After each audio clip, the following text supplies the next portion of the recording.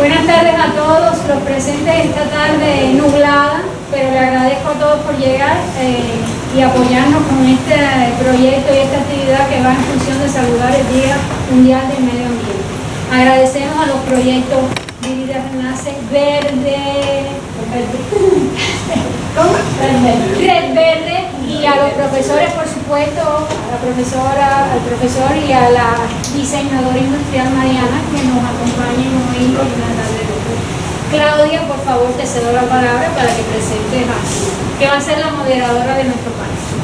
Muchísimas gracias, mi nombre es Claudia, ya lo saben. Yo soy del proyecto Vida Renace, es uno de los proyectos que está coordinando el EcoFest 2023. Así que bienvenidos todos, es el primer día del festival y estamos súper contentos. En la mañana tuvimos una actividad también con niños y en esta tarde pues vamos a hacer un panel sobre diseño para la sostenibilidad. Es uno de los temas fundamentales en favor al medio ambiente. Y agradecer primeramente a Celia por el espacio y a Rita por también apoyarnos. En primer lugar, bueno, presentar a los panelistas, que es un panel de lujo, digamos, que tiene cada uno su arista y enfoque, todos tienen que ver con el tema de sostenibilidad. Primeramente tenemos a Dania González Cordet, que es arquitecta de la Facultad de Arquitectura, y va a hacer una ponencia sobre arquitectura bioclimática. Que además en Buena Lid me enteré hoy que bueno, el Día de las Ciencias fue propuesta para la distinción especial del ministro, así que bueno, felicidades también. Es un lujo tenerla aquí en nuestro espacio. Contamos también con la presencia de Abel Durán, que es permacultor, jardinero y tiene su finca ecológica en Pinar del Río, donde está ya poniendo en práctica la permacultura y más adelante quizás también haga talleres para impartir a los interesados.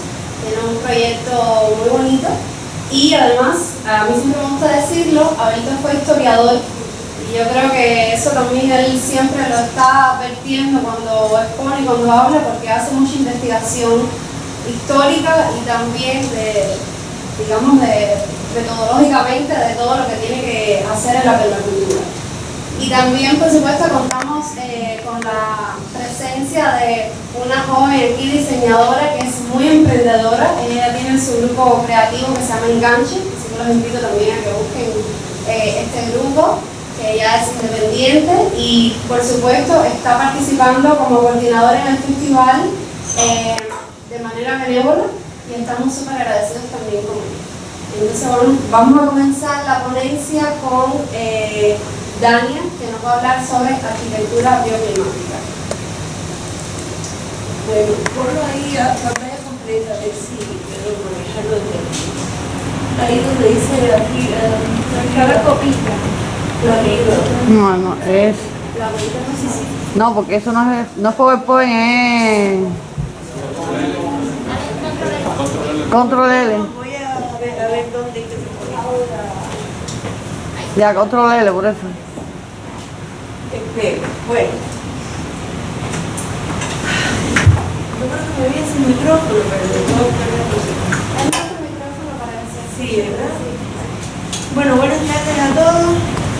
Estoy aquí de una casualidad, todavía no sé bien cómo fue que llegué, pero aquí estoy. En algún momento Claudia me contactó y me pidió hablar sobre diseño bioclimático. Sí, arquitectura bioclimática. Claro, porque iba a hacer un panel sobre Diseño para la sostenibilidad. Claro. Y es el enfoque. Claro, a mí me pidieron específicamente hablar sobre arquitectura bioclimática. Si sé que esto sirve a entender a la sostenibilidad, pues a lo mejor el discurso hubiera sido otro, pero bueno. Como iba a ser en su origen un panel dirigido al diseño bioclimático, pues a mí se me ocurrió entonces tratar el tema, vamos a ver si esto se quiere, que no he encendido.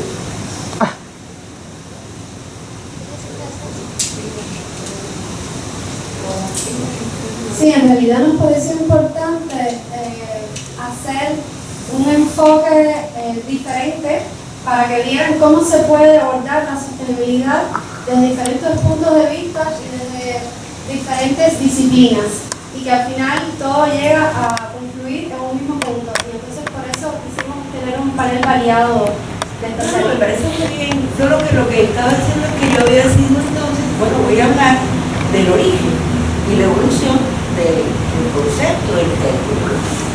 Porque aquí se manejan muchos términos, muchos conceptos vinculados, donde las fronteras además no son muy claras y muchas veces, a veces las personas, incluso a veces hasta los supuestos expertos se refieren a estos temas, pero no de la manera exacta o precisa. Bueno, entonces la arquitectura bioclimática tiene dos partes, bio, el bios y el clima.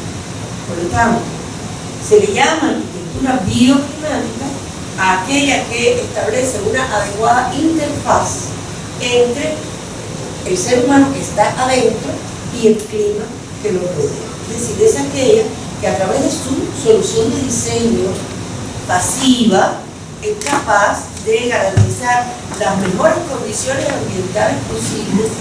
Fíjense que digo las mejores condiciones ambientales posibles para el bienestar de las personas en función del clima. Vamos a decir que este término empezó a usarse así como tal en los años 50. Tiene unos antecedentes de investigaciones, sobre todo militares, con fines militares en los Estados Unidos en la década de los 40. Pero ya hubo la Carta Bioclimática de Olgiay, que es un estudioso de estos temas, fue cuando por primera vez él intentó ver bajo qué condiciones de temperatura, humedad relativa y velocidad del viento las personas se podían sentir en un estado, vamos a decir, de bienestar térmico. Este fue uno de los primeros. Después de eso se han hecho muchísimos métodos. Y yo diría que uno de los más empleados es el de Giboni, que es también uno de los estudiosos a nivel mundial de clínica y radicado en Estados Unidos de estos temas. Esto se representa, no voy a explicar, en una carta psicométrica, pero lo importante es que hay una zona igual de confort y digamos que ahí se plotean los valores de temperatura del aire, de grupo seco y de grupo húmedo, o de temperatura del aire y de humedad relativa, y los puntos de esas combinaciones que caigan en lo que se llama zonas de confort, se supone que ahí las personas están en un estado de bienestar. Sin embargo, Giboni hizo una carta bioclimática con una zona de confort más amplia para los países cálidos pobres, partiendo de que los pobres tienen por necesidad que aguantar un poquito más de calor. Y en esas cartas bioclimáticas, ustedes ven, aparecen unas zonas ahí en línea discontinua, en dependencia de dónde cae esa combinación de valores de temperatura y humedad, le dice a usted cuál es la estrategia de diseño fundamental, si es el enfriamiento evaporativo, si es la inercia térmica, si es la ventilación natural, si es la ventilación nocturna, etcétera, etcétera. Y en aquella carta están bloqueadas aquellas líneas que ustedes ven ahí arriba, son los valores mínimos de temperatura y máximo de humedad relativa, porque por suerte se alternan para los diferentes meses en Cuba. Y la zona de confort es la que está rayada debajo. Por lo tanto, se darán cuenta que nosotros, el confort por vías naturales, así, de forma absoluta, solamente es posible en los meses de invierno, y para eso en las noches, por la madrugada, ni siquiera durante el día. Bueno, ahora bien, hay toda una serie de deformaciones que todavía hoy se arrastran. En los años 50, cuando esto comenzó, la década de los 50 y de los 60 sobre todo, se caracterizó por un boom de investigaciones en torno a estos temas. Por ejemplo, ahí ustedes ven muchas imágenes de ensayos en cámaras de humo.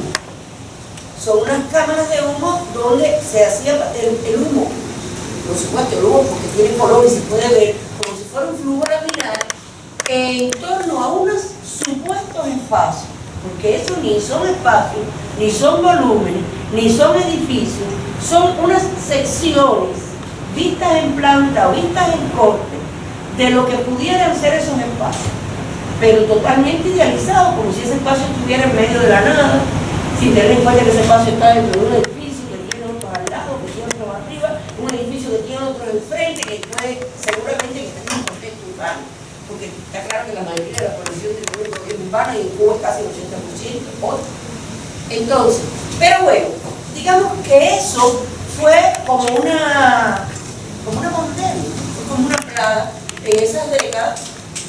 Entonces le hacían a usted como si fuera, bueno, no sé si es algún ingeniero, como si fuera un diagrama de fuerza, desplegaban esta cajita, esa cajita en un espacio, y entonces en función de por dónde, digamos, el viento incidía, cómo sería el diagrama de isobar, o sea, de líneas de igual presión, porque cuando usted iba supuestamente a ubicar los vanos en esos espacios, si usted los ubicaba en los lugares donde había mayor diferencia de presión, pues iba a tener, por supuesto, una mayor ventilación cruzada en el interior. Y de ahí salió una teoría que estaba vigente cuando yo estudiaba, de que, por ejemplo, el área de salida del espacio que usted va a ventilar tiene que ser mayor que el área de entrada.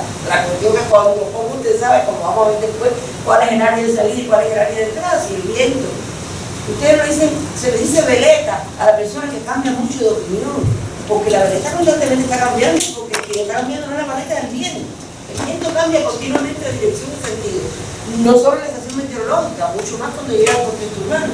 Si usted abre una ventana, cierra una puerta, tumba un árbol, en fin, construye un edificio, lo que sea, el viento continuamente está cambiando. Y bueno, no solo eso, si en dependencia por la misma relación de abertura, en qué piso estamos, el comportamiento del flujo es distinto. Y si yo tengo elementos de protección solar, fíjense, si está más despegado, menos despegado, más arriba, más abajo, todo cambia. Por lo tanto, vamos a decir que se generaron a partir de entonces muchísimos manuales. Los años 60 y 70, y eran manuales que usted no sabe cuál es el original. Eran copias y refritos y copias de la copia, y todo el mundo copiaba a todo el mundo, y eso se popularizó. Y todavía hoy, en las escuelas de arquitectura, se piensa de esta manera que ya, obviamente, se sabe que no es. Bueno, entonces, no obstante, a pesar de que este término de arquitectura bioclimático, diseño bioclimático, vamos a decir que se acuñó básicamente a partir de los años 50, pues tiene sus antecedentes, porque la arquitectura vernácula es bioclimática, aunque nunca nadie se lo quiere llamar así, porque es una arquitectura que por necesidad las personas, con los recursos locales, según el clima local, como no tienen ni aparato de aire acondicionado ni de calefacción, lo más que pueden tener es un fuego, una hoguera adentro, etcétera, pues necesariamente tenían que adecuar la forma de su arquitectura, si era un clima frío como tenemos a la izquierda, o cálido húmedo como el centro, o por ejemplo un cálido seco, donde la inercia térmica es fundamental, pero ahí tiene el calor y todo eso. Pero además, esto ya, vamos a decir que en los años 30 del pasado siglo, empezó a vincularse con otro término, con otro concepto que fue de arquitectura solar. Digamos que la arquitectura solar es la arquitectura bioclimática de los países fríos, porque entre otras cosas aprovechan el sol no solo para iluminar como nosotros, sino también para calentar, porque ellos necesitan calentar, nosotros no, nosotros necesitamos protegernos de ese calor. Y bueno, hay todo un estudio, por supuesto, los antiguos usaban el sol como otros fines, religiosos, simbólicos, etc., ¿no? Pero ya desde la antigua Grecia se sabe que se conocía, por ejemplo, que en el hemisferio norte es fácil protegerse del sol alto del verano y es conveniente dejar entrar el sol bajo del invierno, ¿no? Y eso también ya lo aplicaban en la antigua Roma en la terma, y ellos descubrieron el efecto invernadero como un mineral de mica, y también en la antigua China se empleaban estos principios, etc. Y propiamente ya en la década de los 30 o los 40 comenzaron en los Estados Unidos las investigaciones sobre arquitectura solar. Es decir, cómo aprovechar el sol para reducir el consumo de energía, básicamente para reducir. Y eso fue evolucionando, se fue perfeccionando, por supuesto que ese cuento no se lo voy a hacer. Eso se perdió después, porque eran tan bajos los precios del petróleo que no había cómo costear esa investigación. Sin embargo, a a partir de la crisis energética del año 73, renacieron estas investigaciones, en este caso en el sur de los Estados Unidos, y ya con otro enfoque, con un enfoque más integral, buscando la autosuficiencia, vinculando otras fuentes renovables de energía, vinculando los invernaderos con el consumo de alimentos, el bombeo solar o la generación eólica, o sea, ya con un enfoque un poco más integral.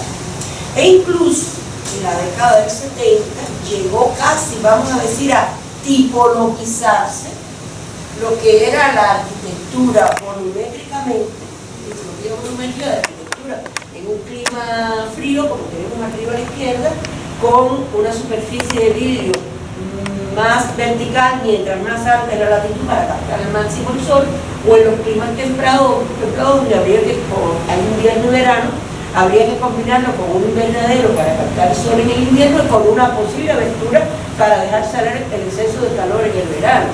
O en un clima cálido seco como aquí abajo a la izquierda, que es semisoterrado, más las tormentas de viento, más habría que abrir y cerrar de día y de noche, en invierno y en verano según haga falta, o a la derecha un clima cálido y húmedo como el nuestro, máxima permeabilidad, cubiertas inclinadas para la colección de lluvia, separación del terreno para evitar la ascensión del agua con calidad, enfriar la estructura, etcétera, etcétera. Pero incluso se llegó casi a un consenso internacional sobre esas tipologías. Ahora, esto también está vinculado con otro fenómeno anterior, que fue el movimiento higienista del siglo XIX. El higienismo del siglo XIX le echó balas de todo tipo a la ciudad tradicional. Por oscura, húmeda, insana, se creía que era la causa de todas las enfermedades, las epidemias, etc. Y abogó por un nuevo urbanismo, como este que vemos acá, donde primero los edificios fuesen estrechos para penetrar el acceso al sol, al espacio interior, porque se creía mucho en el efecto higienizante del sol, y además bien separados unos de otros para que ninguno ofreciera sombra al otro. Vamos a decir que es bueno, en este caso una comunidad obrera como comunidad solar, pero es un modelo que iba totalmente en contra de la ciudad tradicional y que sirvió de base al urbanismo moderno. Es decir, cuando pensamos en Alamar o en San Agustín, echamos la culpa al prefabricado. No tiene nada que ver, porque esos edificios no son prefabricados. La culpa la tiene este modelo que surgió en el norte de Europa en la década del 20 del siglo pasado. ¿Bien? Fíjense que estos son, aquí a la izquierda tenemos comunidades en Suiza. Todos los edificios son iguales, y no es porque fueran prefabricados, es porque eran tradicionales. Era el ideal de la máquina.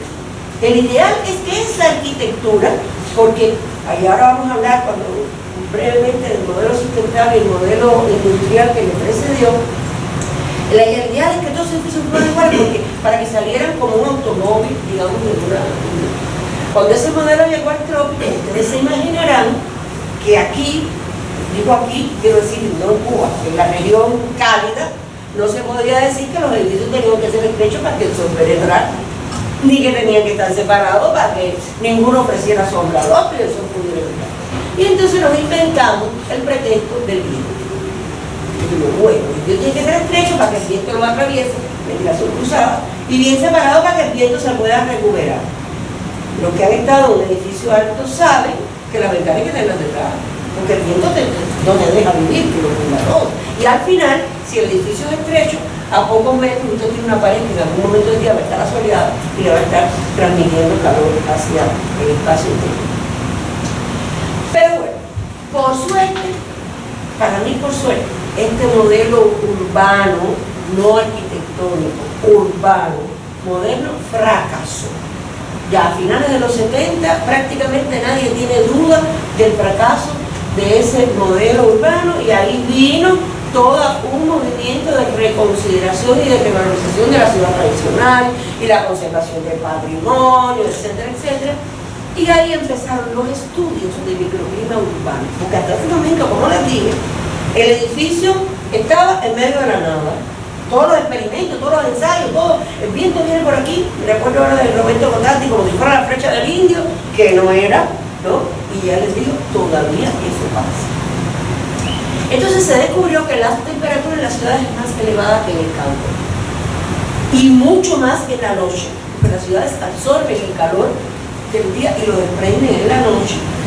Y además que el viento en la ciudad no era como se pensaba, es decir, ese flujo laminar que se recupera solo ocurre en las zonas abiertas, como a la mar, diseñadas y planificadas a la estilo de ese modelo urbano moderno. Pero la ciudad tradicional no es así. Uno, el viento se canaliza por las calles, por lo tanto no viene según la dirección de meteorología. Y dos, el flujo por la irregularidad del perfil urbano, el flujo es turbulento. ¿Qué significa un flujo turbulento? Está en un lugar, de pronto la puerta se abre y a los 2 segundos la puerta se cierra. No es que el viento cambió de meteorología, es que el flujo es turbulento, que significa que está continuamente cambiando de dirección y sentido. Por lo tanto, ¿cómo me puedo saber cuál es el área de entrada? Cuando hay entrada, porque hay muchas veces que el viento está en casa. En fin.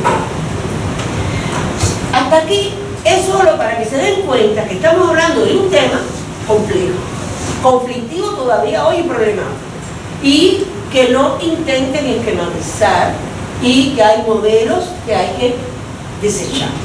¿Bien? Ahora, hay otra serie de conceptos relacionados, como les había dicho, por ejemplo, arquitectura natural. La arquitectura que está lo más cercana posible de la naturaleza y la transforma lo menos posible y se mimetiza con ella. Ecoarquitectura o arquitectura ecológica, como este edificio refuncionalizado de la vivienda del Millón en Estocolmo en los años 70, con esa imagen totalmente cambiada. Entonces se agregan, qué sé yo, compota y cultivo de la orina y recolección pluvial, etcétera, etcétera, etcétera. ¿Sí? Toda una serie de técnicas asociadas. O la bioarquitectura, es otra cosa. La bioarquitectura es la que se centra en el ser humano, en la salud del ser humano, y no le permite a usted tener un interruptor al lado de la cama por las radiaciones que eso emite. Entonces, ese señor es feliz con su casa, con su techo verde y su muro de adobe, ¿bien? Pero obviamente es otra manera de vivir y de enfrentar la vida. Está por otro lado la arquitectura, digamos, que se le llama ya de bajo consumo energético, que no es solo bioclimática, o sea, tiene soluciones pasivas para reducir el consumo de energía, pero también incorpora fuentes renovables de energía. Y ya, digamos, desde los años 90 se empezó con mucha fuerza a ver el edificio como productor de energía. Yo recuerdo un arquitecto londinense, pero de origen polaco, que traje una vez a hacer unos talleres con agricultura en los años 90. Y él decía, si yo tengo un banco que le tengo que poner una terminación de mármol que me cuesta muchísimo, ¿por qué no se la pongo de panel fotovoltaico? Claro, en las paredes, en las longitudes altas, los sistemas de celdas duras, no las de thin film que vinieron en la segunda generación, que era un poco difícil. Pero este edificio se incluso proyectado por él. O no solo fotovoltaico, por ejemplo, puede ser también que la forma de la arquitectura se subordine al viento, pero al viento también para captarlo como fuente de energía y colocar la turbina en el lugar donde más concentración se produzca. De ahí se ha evolucionado pues ya los Net Zero Energy Buildings, o sea, los edificios O Energy Plus, ¿sí? Edificios que son capaces de generar toda la energía que necesitan y más. Y en todo esto, el tema de la piel de los edificios es muy importante. Fíjense que la piel es uno de los tantos términos y conceptos del mundo vivo llevado al medio construido. Este ejemplo es uno de los primeros de llamada piel inteligente. No voy a hablar de los edificios inteligentes porque realmente son brutos, no son inteligentes. Pero bueno, la idea de esto es que la piel se adapta, se modifica, se transforma para irse adecuando cuando es invierno, verano, noche, día, etc. Y esa transformación lo mismo se puede hacer por medios automatizados o personalizados. Cada vez más fuerza tiene que la persona, y por supuesto ahora con toda la tecnología digital, desde su propio teléfono puede controlar su propio ambiente según sus necesidades, que son diferentes de la otra persona, ¿no? Incluso hay todo un movimiento en Europa de renovación de los edificios del movimiento moderno que han sido los más energéticamente ineficientes de la historia de la humanidad, porque coincidieron con el auge de los sistemas de climatización y iluminación artificial, y por eso se hablaba del estilo internacional o estilo sin estilo, el edificio que podía estar en cualquier lugar del mundo. Su forma no dependía del lugar, y todo lo contrario a lo que estamos diciendo, precisamente porque eran edificios grandes consumidores. Por supuesto, cuando un edificio que tiene un cierto grado de protección, también esa renovación de la piel tiene que ser mucho más cuidadosa. Y bueno, por este camino vamos a este tipo de pieles, andamos por ya las pieles interactivas, que tratan incluso de imitar que la piel se va transformando, moviendo como si fuera un organismo vivo.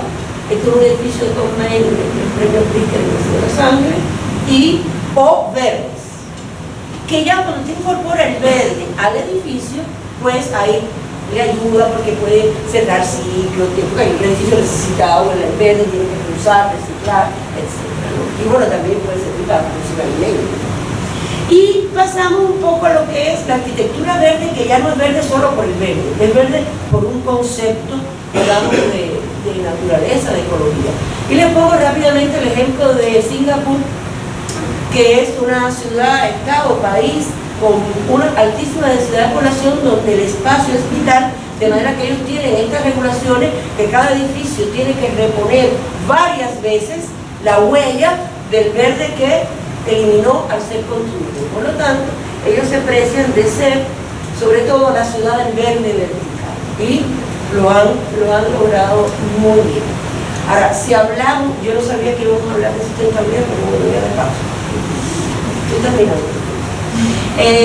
Si hablamos entonces de arquitectura sustentable, es un concepto mucho más amplio, porque implica lo ambiental, lo social y lo económico. Y el objetivo fundamental es la felicidad y el bienestar de los seres humanos. Y fíjense que yo digo sustentable, aunque nuestro panel se llama sostenible. Permítame un poquito de historia. Esto surgió, el término surgió en inglés, sustainable. Inmediatamente nosotros los hispanoparlantes, que son tan prolíficos, lo tradujimos como sostenido, sostenible y sustentable. Y ahí empezaron unas diatribas tremendas. Y yo recuerdo que desde hace más de 30 años, Manito Codrulo decía, para mí el término correcto no es sustentable, porque sostenible quiere decir que es algo que tú puedes sostener, pero sustentable quiere decir que tiene un sustento, que tiene una base. Y yo sigo prefiriendo ese término, independientemente de que todo parece indicar que ya los hispanoparlantes han asumido el de sostenible. Cuando alguien me pregunta qué diferencia hay entre sustentable y sostenible, porque hay tratados y libros, no se imaginan esto, yo le digo, por favor, hazme la pregunta en inglés. Se acabó, pero no hay pregunta. Entonces, bueno, en este caso, también rapidito, pero no puedo dejarlo de decir, la sustentabilidad implica un nuevo paradigma.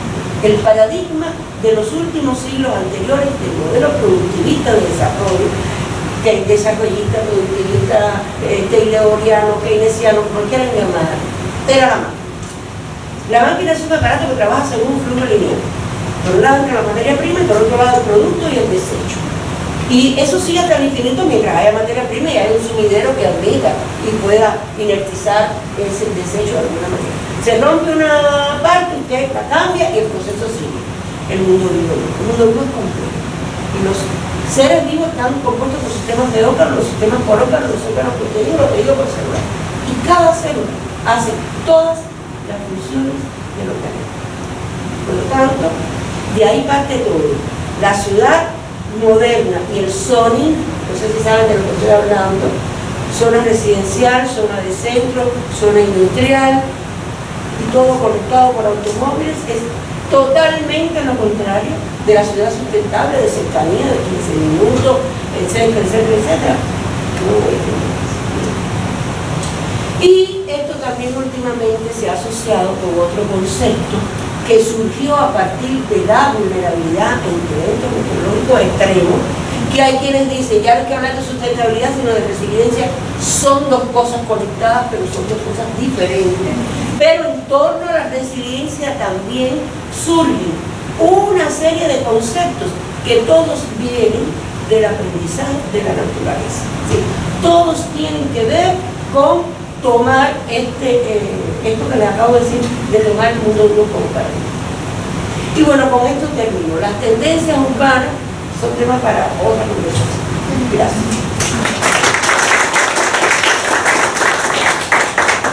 Tania, muchísimas gracias por la intervención. Ha sido súper interesante y creo que me quedo con algunas frases que dijo. En primer lugar, aprovechamiento de los recursos locales, que creo que es un tema que siempre se debe buscar y reiterar en cada enfoque cuando uno está creando, y también la reducción del consumo.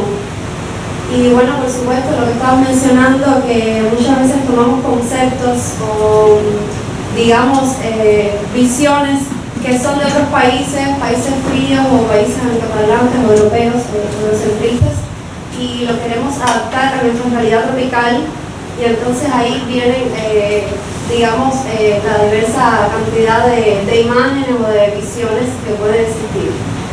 Pero bueno, es interesante cómo siempre logramos sacar provecho de todo eso. Por ejemplo, la permacultura surgió en Australia y sin embargo, pues la hemos adaptado aquí a Cuba muy bien. Entonces le voy a dar la palabra ahora a Abel Durán.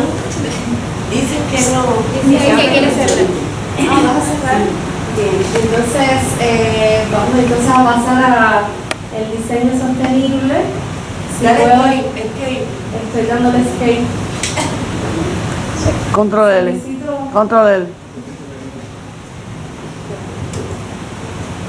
La tecla del tema que está arriba. Sí, ya está. Control L. Ya también. Bueno, la tecnología nos está jugando una pasada ahora, pero...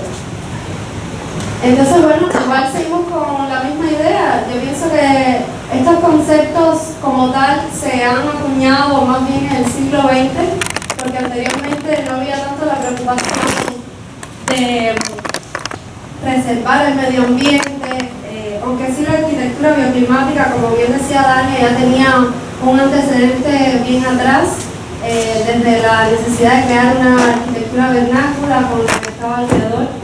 Y bueno, ahora entonces vamos a pasar al ecodiseño. ¿Me pongo primero el video? No, es la presentación.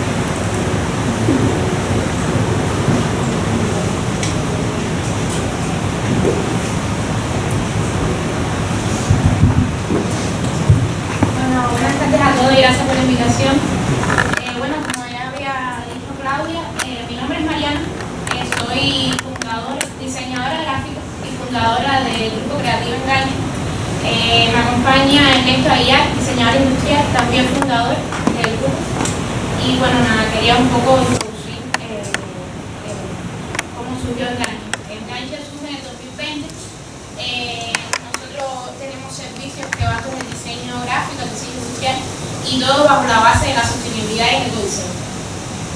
Entonces, a partir de acá, bueno, quisimos diferenciarnos un poco, porque acá en Cuba el diseño siempre está enfocado a esta parte de impresiones, producciones de otro tipo, y quisimos enfocarnos ya en la parte del medio ambiente, porque al final es nuestro interés también, y bueno, cómo podíamos unir el medio ambiente con el diseño. Y bueno, por supuesto, para eso está aquí.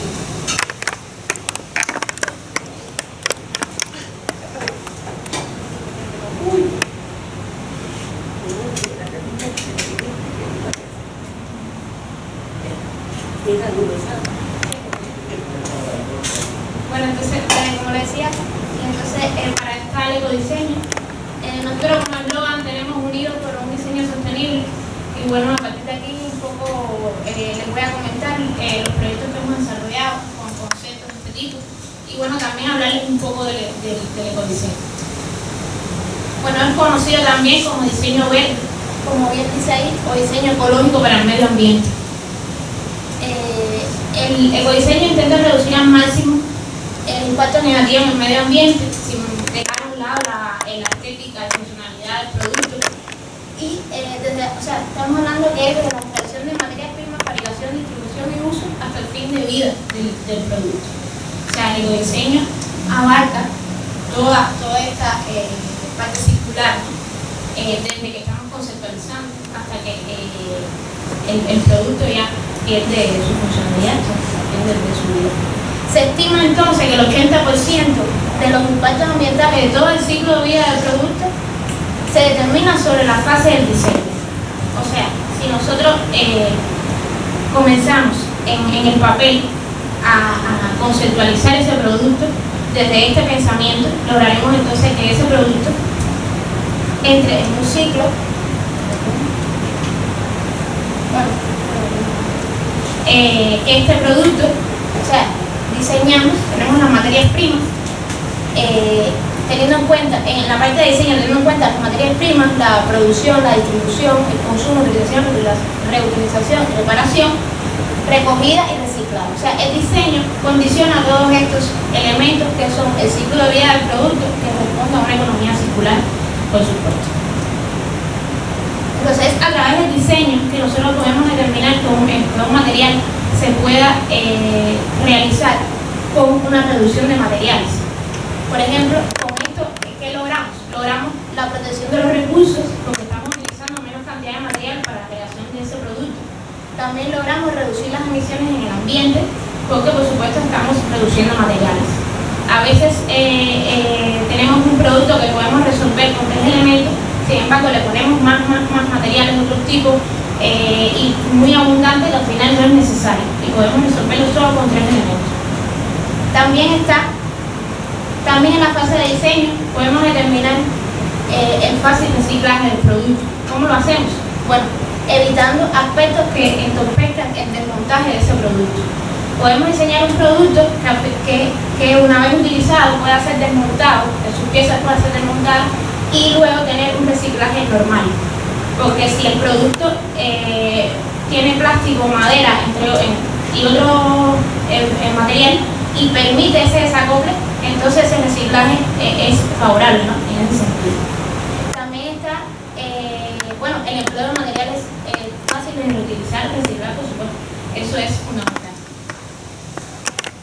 También en el diseño podemos determinar si ese producto va a ser, vamos a utilizar un solo material, va a ser un monomaterial, o vamos a utilizar materiales bio o materiales biodegradables que no afecten al medio ambiente. ¿Y cómo lo hacemos? Bueno, simplificar el proceso productivo y el de reciclado y materiales biodegradables naturales o derivados. O sea, que si utilizamos un solo material, ese proceso productivo va a ser más simple y por supuesto va a haber menos emisiones al ambiente. También determinamos la durabilidad del producto, o sea, materiales duraderos para prolongar la vida del producto. Si un material es fuerte o duradero, se puede seguir utilizando ese producto, por lo tanto no hay que desecharlo, sino se alarga su vida útil a ser un material resistente y duradero. También está la multifuncionalidad del producto, la reutilización y el reciclaje. Cuando hablamos de multifuncionalidad es cuando el producto tiene diferentes funciones, por lo tanto su vida útil se alarga, porque puedes utilizarlo para diferentes cosas. Por tanto, multiplicar las posibilidades de uso del producto también es importante y se determina en esa fase de diseño. El producto también, o sea, en la reutilización ese producto puede volver a ser útil. En la reutilización, si podemos coger un producto que ya dejó de ser usado para lo que fue creado y rediseñar y darle otro uso. Entonces, ahí estamos hablando de reutilización. Y por supuesto el reciclaje, que son los materiales con los que está fabricado ese producto los que prolongan la vida útil del mismo. También, en la fase de diseño, podemos determinar cómo reducir las emisiones al medio ambiente, cómo vamos a crear ese producto, de que ese producto llegue a producirse, ¿no? O sea que podemos tener en cuenta todo ese ciclo de vida desde que estamos conceptualizando. Aquí les traemos algunos ejemplos de proyectos donde hemos podido aplicar estos conceptos.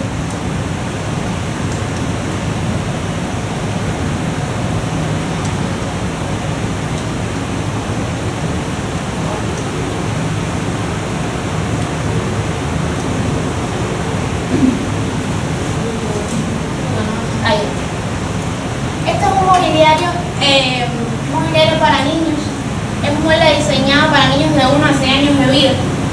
Está realizado, o sea, lo hicimos con marcos de puertas reutilizables. O sea, nos pusimos como condicionante que este mueble saliera de un marco de una puerta. O sea, ahí estamos hablando de reutilización porque nos estamos apoyando de algo que se va a desechar o que ya no funciona y utilizarlo, reutilizarlo para crear este mobiliario totalmente funcional.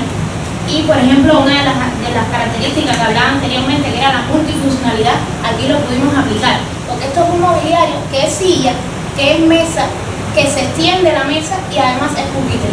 Entonces estamos dándole 4 funciones a un mismo mobiliario y de esta forma este modelo es multifuncional y eso es más sostenible en el tiempo. Entonces también tenemos el uso del monomaterial porque estamos hablando solo de madera, estamos utilizando solo la madera para hacer estos productos. Igual es un material natural, hay que tener en cuenta la cantidad de material que se va a usar y demás porque hay que mantenerlo. Entonces esos elementos también hay que tenerlo en cuenta antes de construir un mobiliario, en este caso de madera. Pero bueno, aquí estamos reutilizando porque viene de un marco de puerta. Por supuesto estamos reduciendo emisiones porque este mobiliario o sea, se desmonta y puedes moverlo, transportarlo de manera más eficiente porque a lo mejor en un espacio, un camión cabe más de lo que uno piensa por el tema del montaje que tiene y cómo se diseñó para que pasara esto.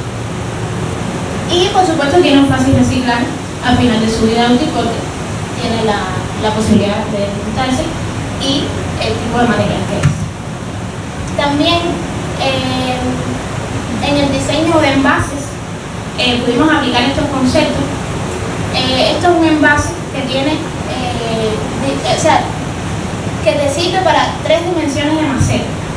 O sea, es un material bio, porque es de cartulina craft, material biodegradable, un monomaterial porque estamos utilizando uno solo para crearlo, y por supuesto hay reducción de emisiones porque este envase no lleva pegamento. Esto es un envase que es totalmente por uniones, por lo tanto el pegamento no existe acá. Todo se construye mediante uniones y ensambles. Y por lo tanto también hay una reducción de materiales porque estamos utilizando uno solo para la fabricación del mismo. Y la ventaja que tiene es que son utilizadas para 3 dimensiones de maceta. Uno solo que funciona para el otro. Bueno, nosotros también desde el diseño gráfico, desde la gráfica, también podemos aplicar conceptos de sostenibilidad o de ecodiseño. Es en este caso el diseño de sitios web. Está el concepto de las llamadas web sostenibles. Son aquellas web que están creadas desde servidores que se alimentan de energía renovable y estos servidores permiten entonces crear una web verde, como se le dice. Normalmente el internet está montado en servidores que causan al medio ambiente CO2 constantemente. Cuando reproducimos un video en YouTube, lo que estamos llevando para el ambiente es muchísimo. Ustedes no se imaginan cuánto. Entonces, ¿por qué no están alojados en estos servidores verdes? Pero, como estamos en Cuba, en un contexto diferente, ¿cómo lo vamos a hacer desde aquí? Si aquí no hay servidores de este tipo, bueno, lo vamos a hacer optimizando esa web. ¿Cómo optimizamos esa web? Una web ligera, rápida y accesible es cuando optimizamos sus recursos. ¿Cuáles recursos? Estamos hablando de videos, imágenes, tipografía, accesibilidad a la información, tecnología y códigos. O sea, cuando optimizamos todos esos elementos, esa web va a tener un tiempo de carga menor. Por lo tanto, estamos llevando al medio ambiente menos CO2, porque esa web va a cargar así muy rápido porque estamos optimizando sus recursos. Entonces, estos conceptos los aplicamos también en el diseño de páginas web, como ven acá. También hacemos soluciones de realidad virtual. En este caso es un ejemplo de visualización arquitectónica.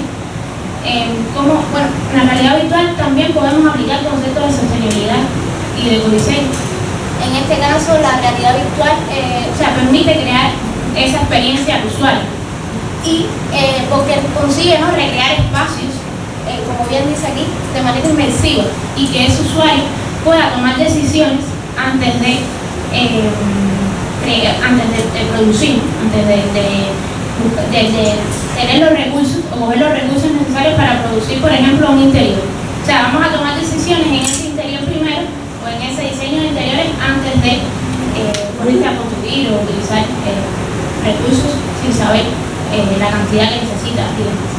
Entonces, como bien decía ahí, reducir los recursos utilizados para planificar, ¿no?, la actividad del mundo real.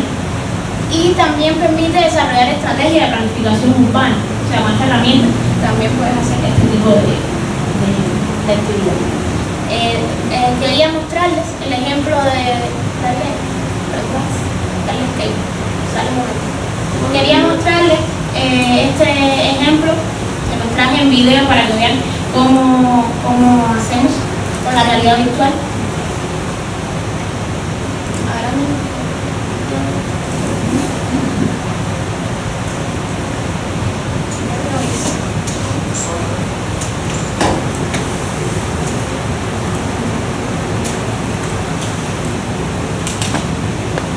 Se veía por aquí.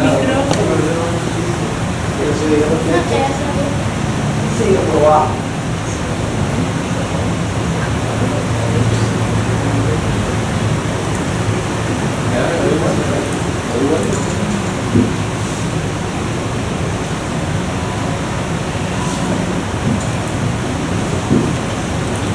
Bueno, esas cosas pasan.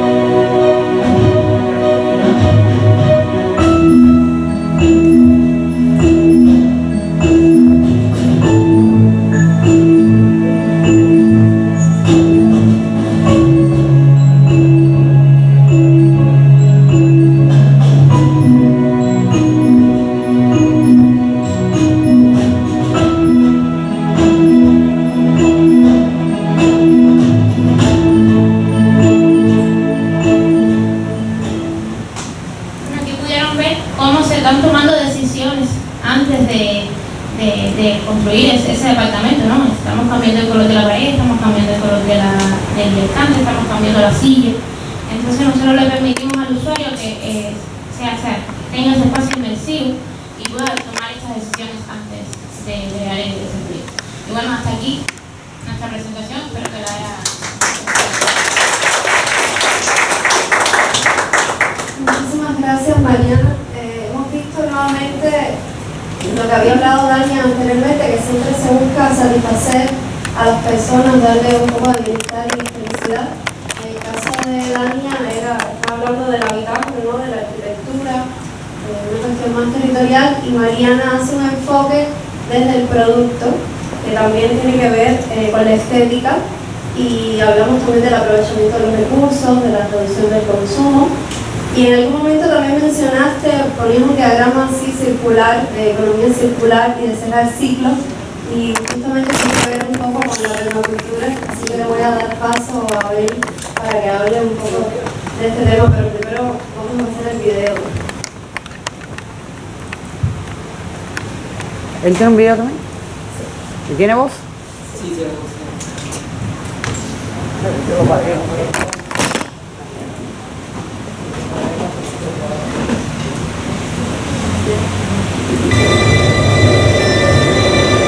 Others call me Mother Nature.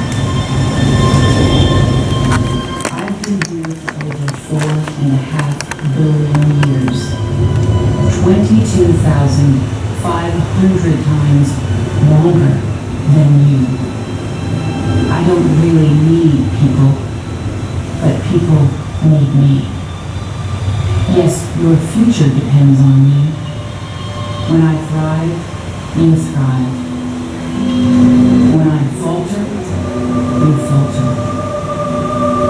Or worse.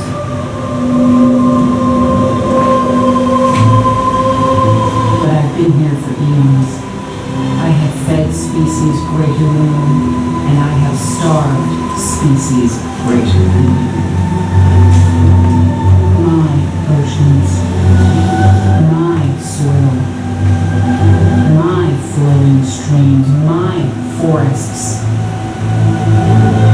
they all can take you or remove you.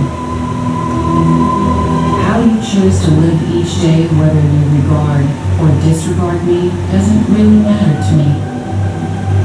One way or the other, your actions will determine your fate, not me.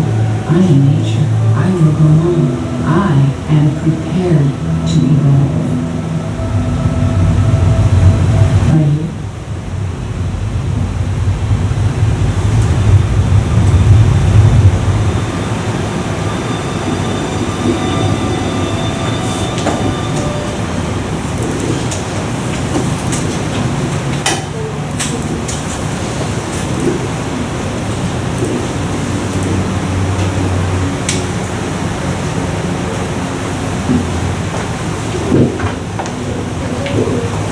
Buenas tardes a todos, mi nombre es Abel Durán, soy el creador del proyecto Rama Viva, soy el que ¿verdad? Habla y les gustaría, ahora ese momentico, ahora tiene ese momentico, dale, qué rico, ay, estire, qué rico, el buen vivir tenemos que estar por nosotros, por querernos mucho a nosotros mismos, ¿verdad? Mucho tiempo sentados. Esa mesa debió pararse también.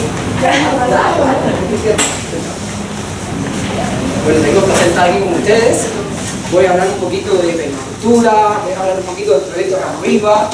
Aquí tengo grandes amigos y colaboradores de Rama Viva presentes también, grandes amigos también. Y quiero hacer una pregunta. ¿Qué es la permacultura? ¿Saben lo que es permacultura? ¿Quién sabe qué es permacultura? ¿O tiene una idea? Sean sinceros. Conocemos el permafrost de los... ¿Y saben cuál es el término holoceno? El holoceno es la sexta extinción masiva y esta vez es creada por nosotros, los seres humanos. En teoría, si le hacemos caso a la biología y a la ciencia que estudia la Tierra, estamos empezando, hace la gran impresora, pero ahora estamos acelerando ese periodo holoceno donde lo que desaparece, decimos salvar el planeta, no salvarnos nosotros. El planeta es evolución, ¿verdad? Nos barren y sigue. Entonces lo que desaparecemos somos nosotros en el proceso. Entonces el océano estamos ya viviendo el océano.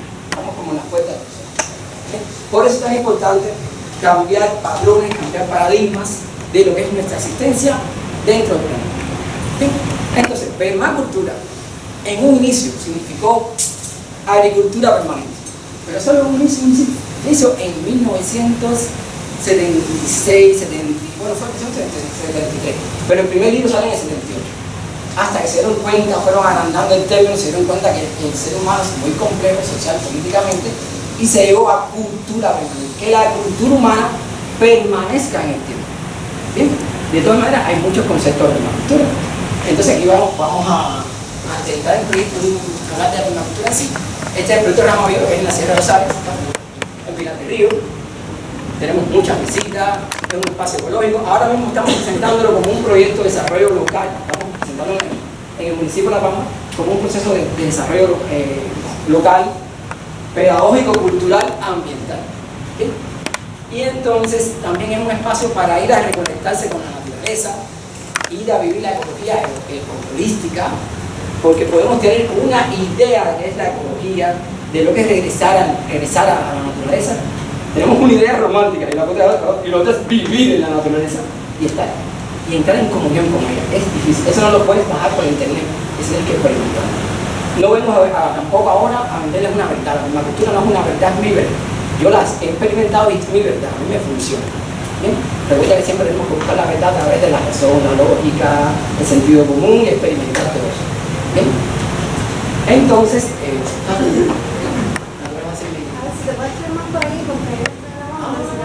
No te preocupes, yo te estoy este diciendo. es el logo, un logo indefinido, pero siempre es el hombre convertido en naturaleza, el hombre funcionaba con la naturaleza, pero es el hombre, mujer, todo como ser humano.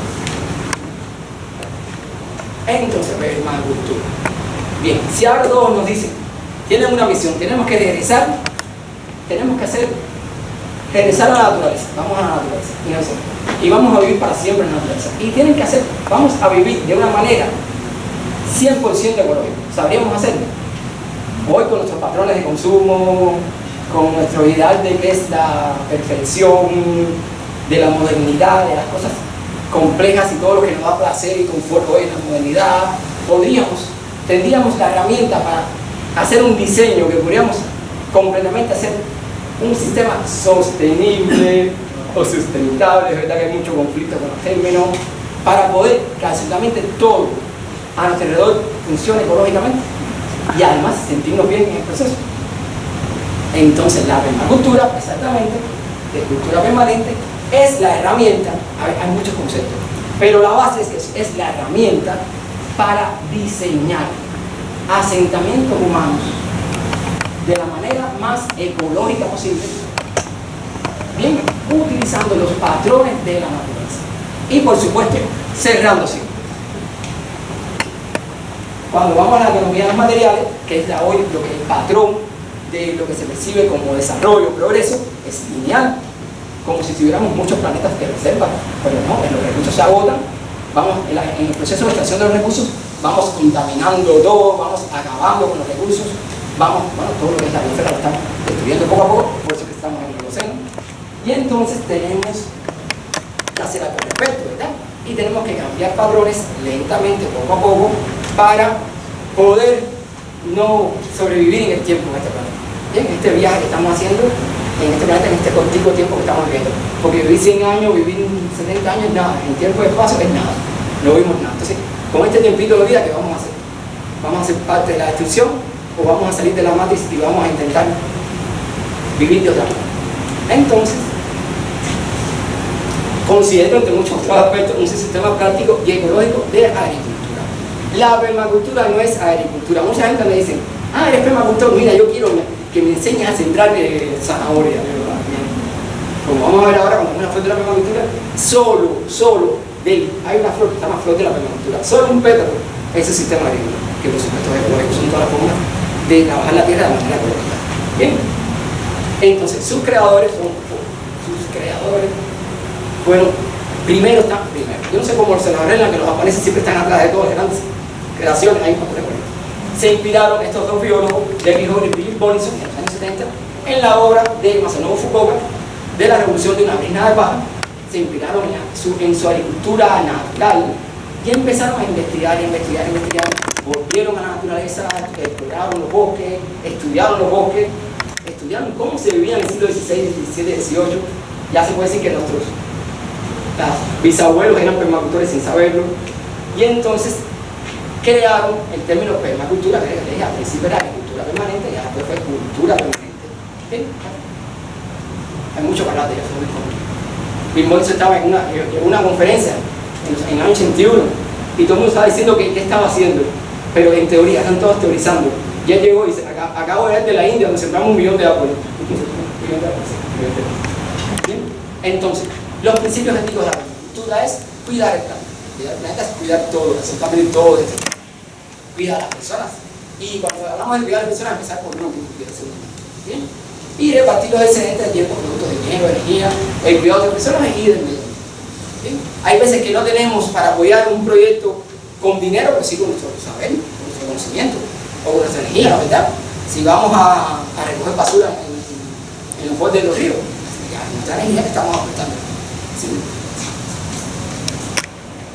Entonces, se dan por toda la isla en Cuba y fuera de Cuba se dan cursos de acercamiento a diseño de permacultura y cursos nacionales de acercamiento de diseño de permacultura, que aquí ven aquí están presentados algunos de sus principios para diseñar un sistema de permacultura, que recuerda que tiene que ser ciclo cerrado. Hay que cerrar ciclos, si no se cierra ciclos, estamos haciendo agroecología, estamos haciendo la cosa, pero no estamos haciendo permacultura.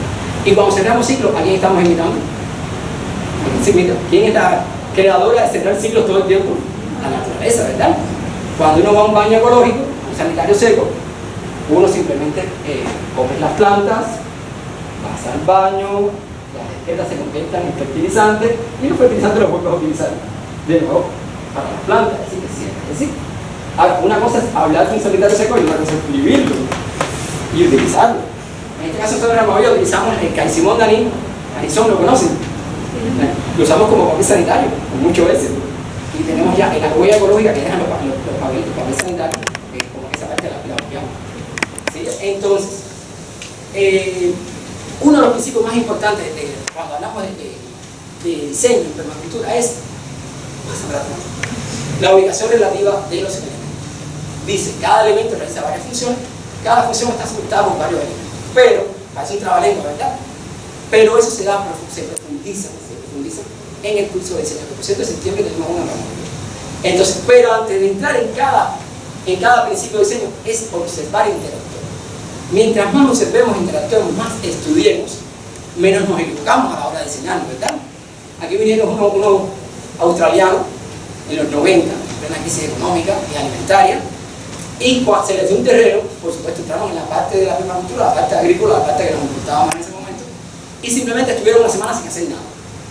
Y los cubanos, estaban para adelante como siempre, decían, esta gente vinieron aquí a vacilar el comunismo y no estaban haciendo nada, simplemente estaban ahí de vacaciones aquí en Cuba. Y ellos estaban observando e interactuando, estaban viendo los vientos, el suelo, haciendo calas de suelo, viendo los insectos, averiguando qué se daba y qué no se daba en la zona. Bueno, estaban investigando y estuvieron más de una semana investigando para hacer el primer elemento del sistema que hicieron. ¿Bien? Entonces, como ven, cooperación y no competencia, es un patrón dentro de la naturaleza, también hay depredación, hay de todo, pero también hay cooperación y no competencia. Garantizar la diversidad, muy importante garantizar la diversidad. El planeta entero es diversidad. No producir desechos. ¿Qué fácil se dice no producir desechos? ¿Ven? Inténtenlo. Si todos tuviéramos ahora un medidor de desechos que creamos al año, incluso reciclando, tendríamos una montaña grande de desechos y tendríamos una huella ecológica muy fuerte. ¿Bien? Pero entonces, en permacultura se hace mucho hincapié en no producir desechos e intentar reutilizar las cosas, transformarlas, o algo que no puedas ni reutilizar, ni transformar, ni utilizar en otra cosa, en no entrarlo al sistema. Utilizar los bordes para original, usar soluciones pequeñas, utilizar los patrones de la naturaleza, uso eficiente de la energía. Bueno, todos esos aspectos se ven cuando se dan los talleres y cursos de diseño y permacultura. Ahora, las bases de la permacultura, por supuesto, es la sabiduría con tecnologías de sociedades preindustriales. Así que ya eran permacultoras, sin saber que eran permacultores, sin usar el término como un término moderno, los conocimientos tradicionales y la forma de vida y su relación con la tierra. Pero no obvia el conocimiento científico moderno. De hecho, una fusión de todo el conocimiento moderno con el conocimiento antiguo, utilizando las tecnologías apropiadas y todas las tecnologías limpias, para llamarlas de una manera que sabemos que también tienen huellas ecológicas muy fuertes. Por ejemplo, si ahora diseñamos una lavadora ecológica, qué bien, ¿verdad? ¿Quién no quiere una lavadora ecológica? Bueno. Pero ¿qué pasa si todos tenemos una en casa? ¿Qué pasa con los recursos de la tierra? Igual nos cargamos el planeta. Entonces hay que tener cuidado también, hay que ver a la hora de qué es una tecnología apropiada moderna. Y las tecnologías apropiadas como el ariete hidráulico, la bomba, bueno, todas las cosas. La permacultura propone soluciones prácticas a reconectarse con la naturaleza, recuperar y conservar recursos, cambiar el estilo de vida y vivir en comunidad, que después voy a hablar un poquito de las ecoaldeas. Rafaela también tiene como base los principios de convivencia de las ecoaldeas. responder al cambio climático, garantizar la soberanía y alimentaria local, adaptarnos a una economía de baja energía, es decir, asumir nuestra responsabilidad ante las futuras generaciones, porque no solo estamos diseñando para nosotros, estamos diseñando para que las próximas generaciones puedan continuar su estancia aquí y diseñar ambientes sostenibles. Entonces, la flor de la siete dominios del sur de la permacultura. Esto es simplemente para que vean cuán holística y grande es la permacultura, que ven como ven aquí el manejo de la tierra y la naturaleza es un petalito. También está autoconstrucción, ambientes construidos, herramientas y tecnología, educación y cultura, que es muy importante en la permacultura, bienestar físico y espiritual, donde estamos yoga, pacto en casa, cualquier disciplina del cuerpo, la mente, medicina ayurveda, ¿sí? Todo eso está ahí implícito. Economías y finanzas, tenencia de la tierra y gobierno comunitario, muy importante, todos los aspectos de género, hombre y mujer, empoderamiento de la mujer, todo eso se llama permacultura. Bien, y en herramientas tecnológicas, ¿para qué? Entonces, como bien les dije, es diseño. Es diseño. Si se quieren graduar de permacultor, tienen que diseñar, pero diseñar bien. Y diseñar con los principios, las bases, con las características de un sistema de permacultura y con dominio de cada principio. Entonces, como ven, aquí ven algunos planos, sistemas de permacultura, pasa. Hay libros de diseño de permacultura, mucho más. Esto es en Australia, miren lo que era, lo que se diseñó y ahora mira lo que es. Miren qué lindo. Ese es a un diseño de permacultura.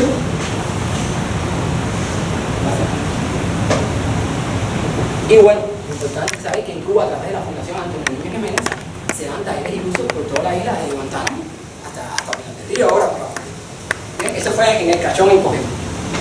El sistema Tavera, que hoy lo están implementando mucho. Entonces, ¿dónde llega Ramaviva? Vamos a pasar rapidito Ramaviva y cómo hemos intentado aplicar los principios de diseño de permacultura a Ramaviva. Ramaviva al principio fue simplemente un bohío, fácil.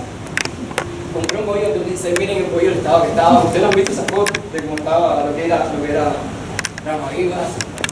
Estaba un poco creepy, pero igual lo amábamos porque era un sueño de la universidad.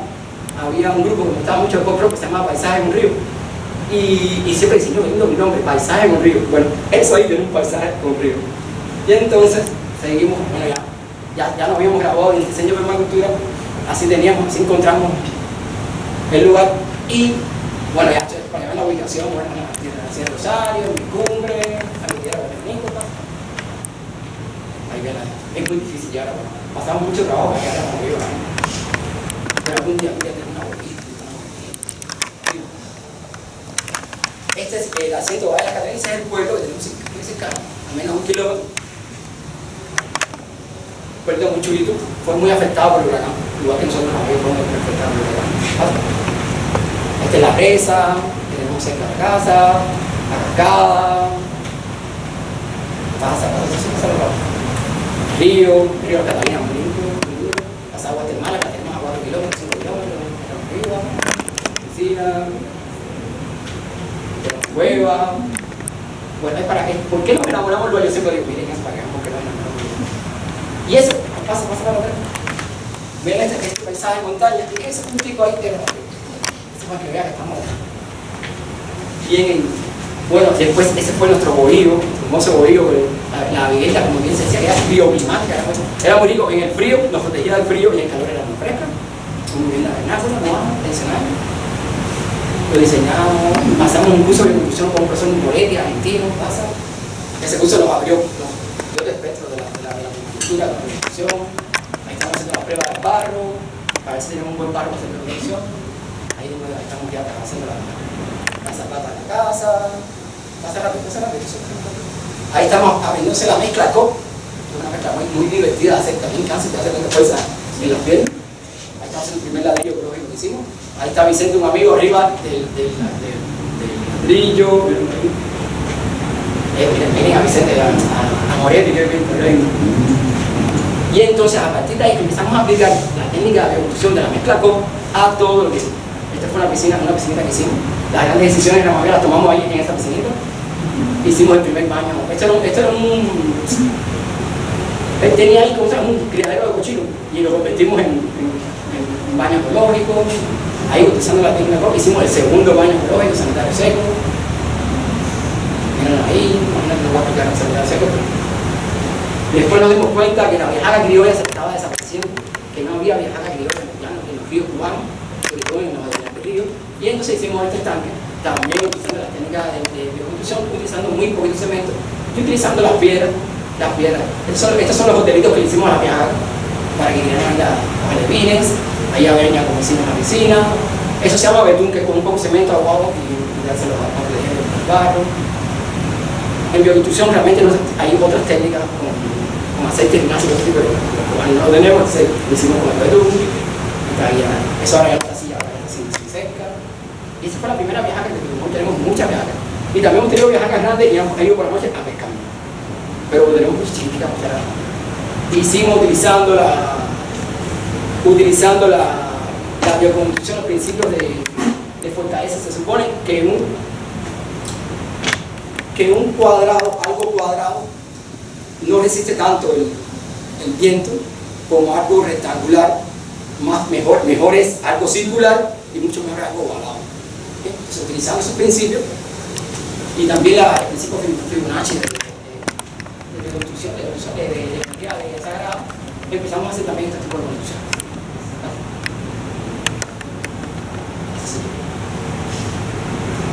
Digamos, el paisaje muy verdadero. Y entonces, por supuesto, la parte agrícola, porque no podemos estar ahí sin comer, ¿verdad? Hay que sembrar muchas plantas para que las personas que anden por ahí coman, se hagan muchas cosas con las plantas.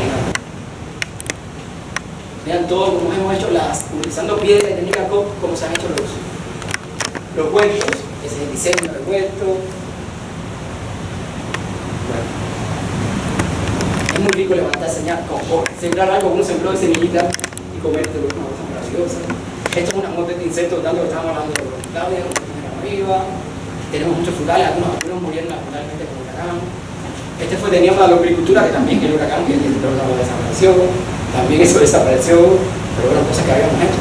Entonces, un taller teórico práctico acercamiento al diseño de permacultura, porque esos muchachos que estaban allá, y dimos nuestro primer taller de permacultura.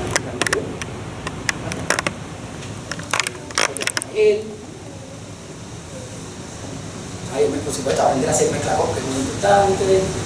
Ahí estamos haciendo, bueno, apoyo COVID, estuvimos 2 años sin poder irnos, la policía no nos dejaba ir cuando tenían presos, cuando tenían una multa grandísima.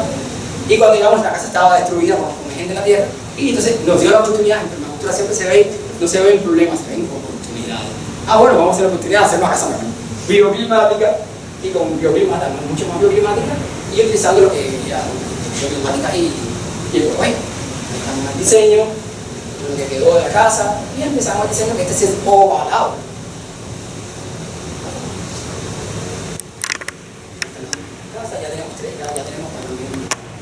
Ya tenemos la cocina hecha atrás. Algunos amigos que nos visitan, que empezamos el fin de año allá. Es bastante espacioso. Ya están las estrellas, esta es la cocina y abajo. Esto aquí arriba abajo sería la cocina y arriba sería como un taller, un laboratorio donde vamos a hacer todas las cosas, productos naturales que se nos ocurran, como champú, como detergente, todo, pero sobre todo con cosas con recursos locales, para enseñárselo a los campesinos. Entonces, ahora cada pared de la cocina va a utilizar vamos a intentar que la mayor cantidad de técnicas de construcción posible vamos a utilizar aquí la mezcla boca, por supuesto la vamos a utilizar. Por supuesto vamos a utilizar las botellas para traer muchas botellas. Por supuesto que el que tenga botellas azul, por favor, estamos buscando botellas azul. En la pata elefante, que es muy importante para protegerla. Utilizando el pino tea, que tiene mucha resina, no se lo comen utilizando troncos de pino tea, bien trabajadito, bien, vamos a subir las paredes así también. Entonces se van ahora, se deben dar en octubre. Ese es el de bioconstrucción. Por supuesto, el ecoladrillo, en la mayoría tenemos bolsas grandes ya con mucho, todo lo de la gente que nos visita, todos los nylon, papelitos, cositas de caramelo, todo, para llenarlos, se llenan en una botella, todo bien limpio, se compactan. La prueba es que puedas subirte arriba del ladrillo sin que se dé. Y entonces lo utilizan como ladrillo para subir las paredes. Y es increíble la cantidad de basura que cabe en una sola pared. Las piedras, tenemos muchas piedras, tenemos el bambú también, vamos a trabajar el bambú, y vamos a hacer una cocina eficiente. Una cocina eficiente es lo opuesto a cuando estás cocinando con una cocina de leña, está dejando el humo y es muy pesado, y bueno, es una maravilla la cocina eficiente. Vamos a usar bicimáquinas también, ya tengo la bicicleta, ya fui a mi amiga tengo una bicicleta, ya. Ahora falta para, entonces uno quiere, es como el gym, se convierte en el gym, voy a lavar y eres el gym, vas haciendo ejercicio y se va lavando la ropa. También puede ser, también puede ser para molinos, mini molino, para batidora. Y ahora mismo estamos trabajando, viendo que vamos a hacer el piso con una amiga arquitecta. Estamos viendo que el piso lo vamos a hacer, finalmente decidimos hacerlo así. Aquí, pasa. Ya, con esos mismos truquitos, pero no del vino, sino de vino de lo vamos. Toda la parte de la vez vamos a hacer algo parecido a eso. Bien, con gravilla, estamos viendo también la parte del sostén, que es bastante difícil, que tiene que darle mucho pisón, después que echar la arena, un problema, y después que poner los troncos. Bueno, para. Entonces, Rama Viva, como proyecto, siempre desde el principio, siempre se ha ayudado mucho a la comunidad más cercana, que es la Catalina. Bien, siempre desde que todavía existía Rama Viva, ya llevamos juguetes, ropa embarazada, ropa para los niños, y siempre hemos hecho actividades, he llevado músicos a Rama Viva, cuando todavía no era Rama Viva, pero ahora ya, al tener la casa, tener un espacio ya grande, ya creado para que mucha gente pueda visitarnos, entonces hemos hecho donaciones, sobre todo después de los huracanes, hicimos varias donaciones, muchas actividades para los niños que son preciosos allá, repartiéndoles juguetes, cada día enseñando inglés, clases de karate. Sin ser artista ninguno así de graduado, nada, hemos hecho obras de títere para los niños. Y entonces, eso rapidito, porque como tuvieron que era prácticamente bonito, por la revista se enteraron de que era Rama Viva, y bueno, mucha gente pequeña, en lugares pequeños, haciendo cosas pequeñas, pueden cambiar el mundo.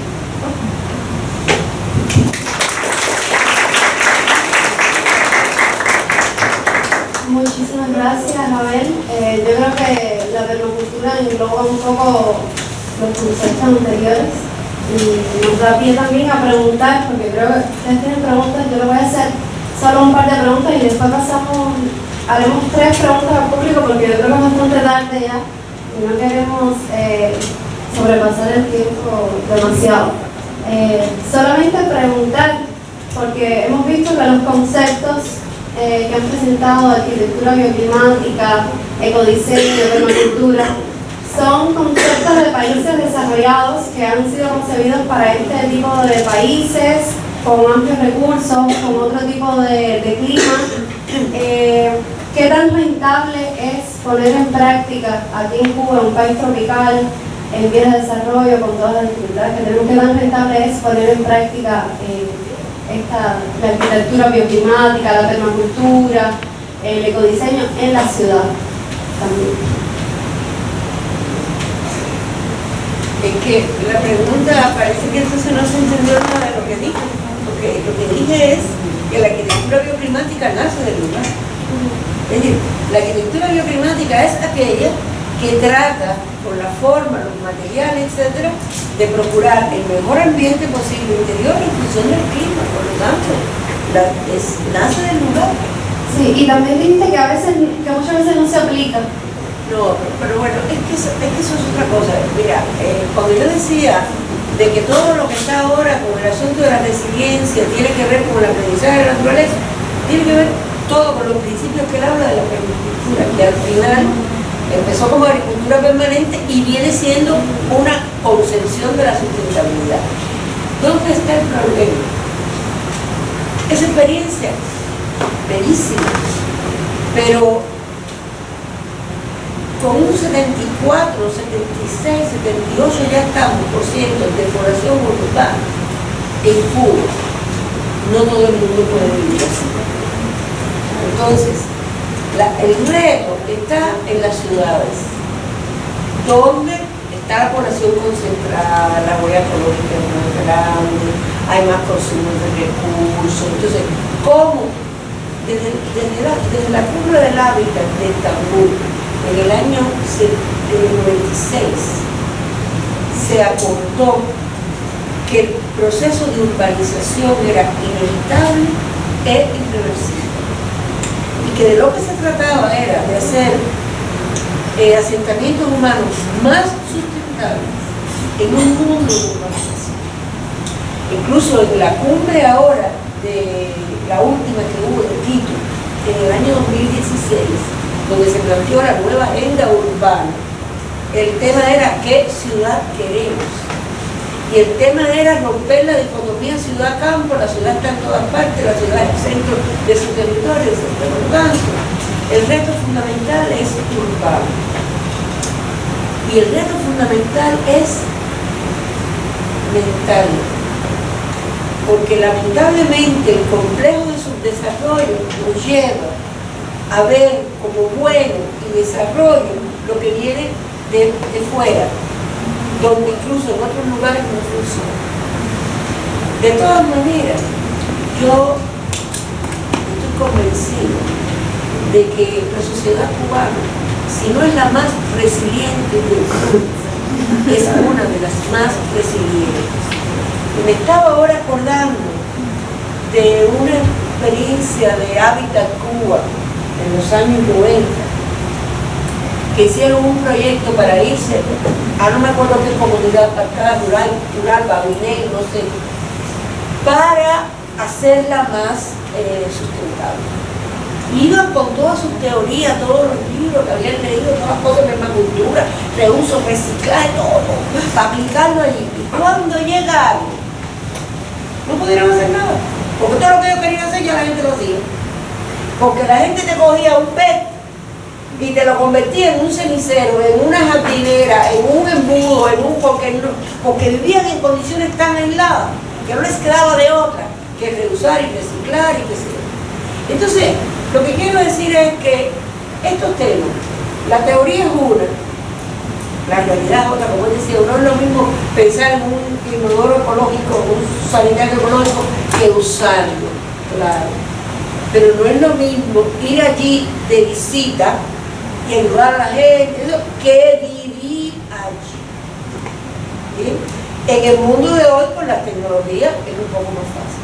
Pero repito, no toda la población del mundo puede vivir en esas condiciones. Por eso que insisto que el reto es urbano, que el reto es mental. Y la otra cosa, hay que innovar. Los problemas que tenemos hoy, las soluciones a los problemas que tenemos no las vamos a encontrar. En el pasado nos vamos a inspirar. Pero lo que está pasando hoy requiere de mucha innovación y creatividad. O sea, hay que buscar nuevas soluciones porque son otros problemas. Bueno, muchas gracias. Realmente tu intervención me da paso a hacer la próxima pregunta, y es ¿cómo se podría poner en práctica la permacultura para intentar posibilitar la disminución de la huella ecológica? O sea, no tener que vivir en el campo para ser más ecologista. A ver, en permacultura se puede hacer un diseño, desde lo micro a lo macro, se puede hacer diseño desde un diseño de permacultura, completo, se puede hacer desde un balcón, un edificio, a un país, a un continente, a un planeta completo. Bien, es rediseñar. Bueno, en la parte urbana hay cosas que ya están establecidas, no vas a destruir algo que está hecho, que costó muy caro para hacer permacultura. Simplemente tienes que ver la oportunidad que se esconde y ver, hacer un rediseño de tu espacio para, por ejemplo, para crear alimentos, o simplemente para abrir una ventana más para que circule más el aire y tenga más ventilación y más luz la casa, o hacer una claraboya. Siempre se puede rediseñar en un contexto urbano. O sea, hay un libro que se llama Permacultura Urbana. Bien, no siempre la solución es irse al campo, a un lugar apartado, a hacer permacultura. También cuando somos ciudadanos culturalmente, y simplemente lo que sí puede hacer es disminuir tu huella ecológica utilizando la herramienta de la permacultura. Bien, pero hay muchos métodos. Lo que voy a hacer es pasar un curso de permacultura que ya pasó con respecto de lo que se puede hacer, utilizar los recursos locales, incluso hasta la basura. Que por ejemplo en mi casa, yo vivo en la víbora, en octubre, yo tengo un cultivo en mi patio y es con tina de baño botada en la calle. Y tanques, y tengo hasta cerolas sembrados, tanques que botaron en la calle, que los traje, los llené, le hice los estrados de tierra, etc. Y hoy tengo acerola en mi casa, y limón. Y entonces se puede disminuir la huella ecológica a través del rediseño de la ciudad. Pero por ejemplo, en mi cuadra, uno iba por la acera y era todo el tiempo el sol. Yo puse una sala estadística, una niña, y hoy todo el mundo en mi barrio va atrás a refugiarse en esa sombra. ¿Por qué? Se puede, podemos, hasta en los parterres, no tenemos parterres, podemos poner árboles, y nosotros ser como los cuidadores de ese árbol que sembramos, porque nosotros sembrarlo, también cuidarlo después. Sí, con ganas, con un cambio de conciencia, con un rediseño primero del interior de cada uno, y con ganas de hacer, podemos mucho hacer en un contexto urbano. Simplemente es tener ganas de hacer, tener una conciencia, una relación con la naturaleza que nos permita dar ese deseo de cuidar la naturaleza. ¿Qué pasa? Que cuando todas las cosas todavía estás pensando en qué vas a comer mañana, no estás pensando en la ecología. Y entonces ahí le cae como ejemplo. No, simplemente primero como tengo todo resuelto y después viene yo soy ecologista. Y entonces es por eso que es tan difícil llevar que la gente, yo siempre, si todo el mundo hace lo que yo he sembrado varios árboles en cartera, y ya tenemos esos árboles con todos los beneficios para el sistema que tenemos árboles, hoy más que nunca hay que sembrar árboles, pero no lo hacemos, o hacemos emprendimientos que sembrar árboles, después se mueren los árboles, no es así, Claudia. Y es bueno que nadie se responsabilice sobre los árboles. Y entonces sí se puede, a través del diseño de permacultura, uno puede cambiar y ver las oportunidades que se esconden. E incluso tengo un amigo que tenía hasta un compost abajo de la cama, y le mira, es una exageración. Pero tenía ese compost abajo de la cama. Bien, y hay sanitarios, compostores sanitarios pequeños que son caritas dentro de la casa. Siempre que después ese fertilizante lo puedas llevar a un contexto que sirva para algo y se gane el ciclo. Es decir, que diseño y formas de diseñar espacios urbanos en la permacultura existen. Sí hay, aunque lo ideal sería diseñar desde cero en un espacio urbano local, que tiene más espacio, una zona 5, una zona de permacultura, que sería el bosque, crear un bosque, bien, que es el mejor producto de un bosque. Y entonces, a tu respuesta es esa. Sí se puede a través del diseño, aprender diseño de permacultura, sí se puede rediseñar nuestros espacios urbanos y se pueden hacer grandes cosas como azoteas verdes. Algo tan sencillo como azoteas verdes.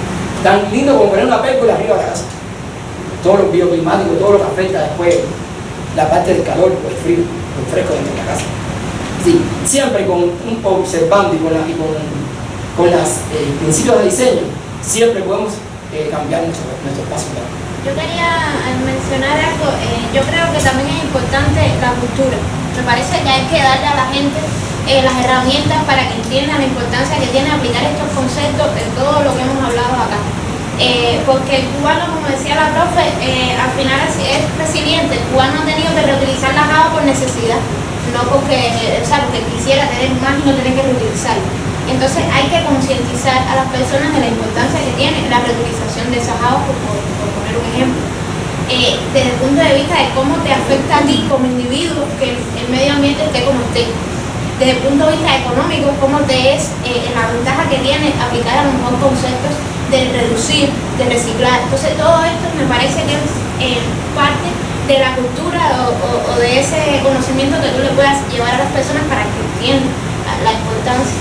Y al final, como te decía, es cómo tú como individuo te vas a afectar si no lo haces de esa manera. Y al final hay que verlo como individuo, aunque la persona, el humano es un ser social, ¿no? Pero tienes que verlo también como tú mismo para que seas consciente del daño y de lo que puedas hacer o no al respecto. Gracias. Y la última pregunta era para ti, Mariana, precisamente hablando del tema un poco tecnológico sobre los servidores verdes. Me parece interesante ese tema, ¿nos podrías contar un poquito más? Sí, bueno, en el mundo, gracias a la tecnología, se han creado estos servidores que son alimentados por fuentes renovables de energía. Estamos hablando de energía eólica o energía solar. Y entonces a través de esas energías funcionan estos servidores que son los llamados hosting, que es donde tú alojas esa página web. Eso en el mundo existe, pero no es, no se usa realmente tanto, un 15 o un 30% es el uso que se le da a esos hosting verdes, porque como tal el internet está alojado en grandes servidores que se alimentan de CO2, en fin. O sea, que no está generalizado todavía. Pero desde el contexto cubano, desde el diseño, como herramienta en que puedes utilizarla para resolver problemáticas, porque todo el diseño resuelve todo, porque al final es así el diseño, todo es diseño. cómo podemos solucionarlo desde el contexto cubano, como diseñadores cubanos, y creo que está en aplicando los conceptos de optimización como explicaba en la realización de estas páginas web, y al final, como decía, es parte del diseño. Si lo hacemos así, con ese pensamiento, entonces estamos dando un poquito, ayudando al medio ambiente simplemente porque esa web va a cargar poco, o sea, va a abrirse rápido, cerrar rápido, y va a haber un flujo de información más fácil, más ágil, y eso entonces a la atmósfera la ayuda un poquito, como quiera que sea. Entonces hay que hacer, como decía la frase final, hay que hacer un poquito. En un lugar chiquito hay que hacer un poquito. Entonces, es así. ¿Puedo agregar una cosita? Mira, desde finales de los 80 hay una autora norteamericana que dijo que para lograr un desarrollo más sustentable hacía falta cambio y que había 3 tipos de cambios. Están los cambios tecnológicos. Si nosotros estamos aquí y estas energías fuesen de un sistema fotovoltaico, estamos ligados a la sustentabilidad porque la energía proviene del sol, pero nuestra vida no cambia. Nosotros seguimos, encendemos la luz, el ventilador o el aire, lo que sea, y seguimos funcionando igual. Por lo tanto, son los muy fáciles. Están los cambios sociales, que es cuando te obligan a cambiar. Por ejemplo, cuando te dicen, no se puede entrar en auto en el centro histórico, solamente pueden entrar los taxis o los ómnibus. Tú quisieras ir en auto hasta el lugar por el que tengas la autorización y no puedes. Entonces, ya es algo que te obliga a ti a actuar de una manera que no es la que tú quieres. Nosotros estamos en un momento en el cual necesitamos cambios sociales. ¿Por qué la gente lo hace? Porque no le queda más remedio y poco a poco se va a controlar. Y están los cambios éticos, que son aquellos cuando la persona se transformó, que son de los que ellos hablaban, que es por ejemplo cuando el ecoturista Hart lleva su excremento en la mochila, feliz porque está contribuyendo a proteger el medio del cual disfruta. Pero ya eso es una cuestión de conciencia interna. Por lo tanto, hay que transitar y como él dijo también, en países como los nuestros, donde los problemas básicos no están resueltos, es mucho más difícil llegar a ese último estadio que sí pueden tener los europeos que ya están de regreso, por ejemplo, después de cargar los entonces, es más fácil. A nosotros no nos queda de otra que acudir a normas sociales, a reglamentaciones, a leyes que obliguen a la persona a actuar de otra manera, hasta dando algún día cambie la mentalidad. Muchas gracias. Realmente la terapia de Maslow, ¿no?, habla de esas necesidades y uno, por supuesto, va avanzando el pensamiento a partir de las necesidades que está teniendo. Y por supuesto eso tiene que ver con el contexto. Pero bueno, también estamos aquí precisamente por eso, para contribuir un poco a esa educación ambiental, a ese aporte, para que las personas también hagan un poco más de conciencia sobre este tema. Y nos queda muy poco tiempo. Si alguna persona quiere hacer una pregunta, si no, bueno, vamos a hacer. ¿Alguien quiere hacer alguna pregunta? ¿No? Bueno, ¿sí? Sí, te puedes parar y acercarte al micrófono. Y cerramos con la pregunta de... Yo hablo aquí. Bueno. A ver, yo tengo una preocupación real. No voy a hablar de cosas más pequeñas, sino un enfoque más general. Estamos hablando de cambiar la visión aquí en la zona urbana. Pero ¿qué apoyo gubernamental podemos tener o se logra tener cuando creamos un proyecto grande? Realmente haya un impacto aquí en la sociedad. Hay alguna, no sé, organización real que pueda autofinanciar algún proyecto de eso. Porque a veces las cosas se nos van de las manos. Nosotros queremos hacer un cambio, pero hay veces que no tenemos los materiales. Es muy difícil encontrar algo aquí en la zona urbana con respecto a lo que nos estaba poniendo. Ahí tienes el sitio. Yo soy ingeniero biólogo, y el periodo. En el campo tenemos todo ese tipo de material y no gastamos un solo peso. Aquí tenemos que gastar en transporte, en carretilla, para ir a buscar todas esas canteras, las más cerca que estén aquí en la zona urbana, para entonces desarrollar todas esas cosas. Entonces, no se nos va a hacer realmente grado ni vamos a tener la posibilidad de realizar todos esos proyectos. No sé si a lo mejor, no sé, el partido que se debe poner alguna una organización Tengo que- con transporte y etcétera, que pudiera, no sé, ya estoy entrando en otros aspectos. Mira, esa de apoyo. ingenua pregunta hecha aquí a última hora nos da para 3 días de debate. Entonces no creo que sea posible.